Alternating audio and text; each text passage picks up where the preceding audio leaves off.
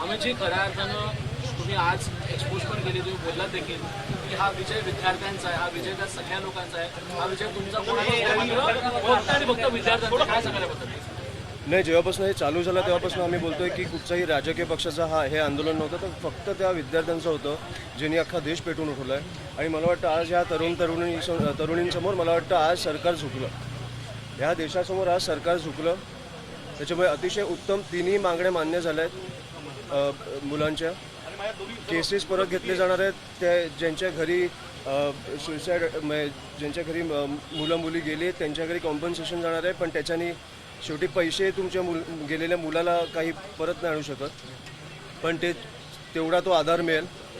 आणि प्रधानचा राजीनामा हा जो पहिल्या दिवसापासून जी मागणी होती ती आता झाली आहे. एकंदर पाहिलं गेलं सगळ्यात महत्वाची गोष्ट की या सगळ्यांमध्ये राजीनामा झालाच पाहिजे मागणी होती. सोनम वांगचुक यांनी राजीनामा संपवला देखील होता, माझा राजीनामा झालेला आहे. कसं काय गोष्टीकडे बघता हा राजीनामा होत असताना?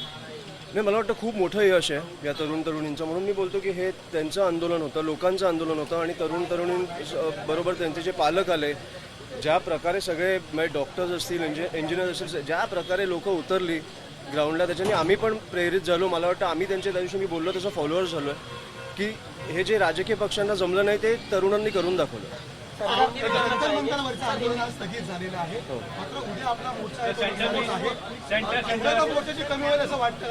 तो मोर्चा नाही आहे, तो उत्साहात लोक येणार आहेत जल्लोषात साजरा करायला की आपण जिंकलोय कुठेतरी. त्याच्यामुळे ही दिस इज जस्ट द स्टार्ट आपण बोलू शकतो. या राजीनामा ही फक्त सुरुवात आहे. आपण अकाउंटेबिलिटी आन्सरेबल तुम्ही राहायलाच पाहिजे. सरकार म्हणून ज्या लोकांनी तुम्हाला तिकडे बसवलंय त्यांना तुम्ही आन्सरेबल राहायलाच पाहिजे, आणि ही फक्त त्याची सुरुवात आहे. दिपकेन तिकडे सगळीकडे जॅमर्स लावलेत. उद्धव साहेब पण बोलले, मला वाटतं ते पण पोहोचण्याचा प्रयत्न करतात, पण तिकडे जॅमर्स लावल्यामुळे पोहोचू नाही शकत आहे. पण खूप खूप अभिनंदन अभिजित दिपकेंचं आणि अख्ख्याच्या काँग्रेस कॉक्रोच जनता पार्टी.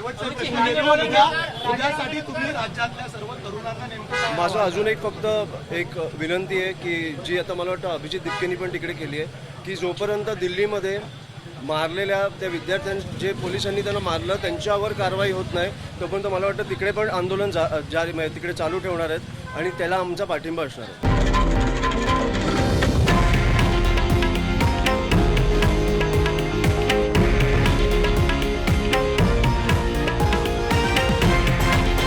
हे आहे देशातील नंबर 1 न्यूज नेटवर्क आणि आपण पाहत आहात TV9 मराठी, एकमेव.